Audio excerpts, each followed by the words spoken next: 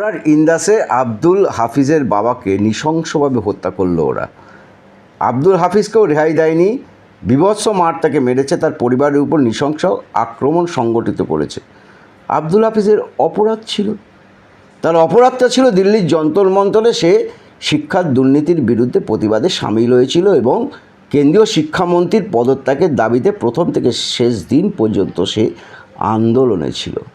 তার অন্যায় ছিল যে গ্রামে ফিরে এই গ্রামের যে স্কুল, সেই স্কুলের কী করে উন্নতি করা যায়, তার জন্য কি কি অসুবিধা স্কুলের আছে সেগুলো সে জানতে গেছিল, জেনে পঞ্চায়েতকে বলে যাতে তার সমস্যার সমাধান করা যায়।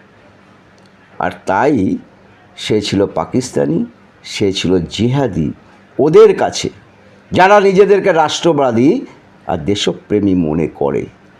তাই এই নৃশংস একটা আক্রমণ।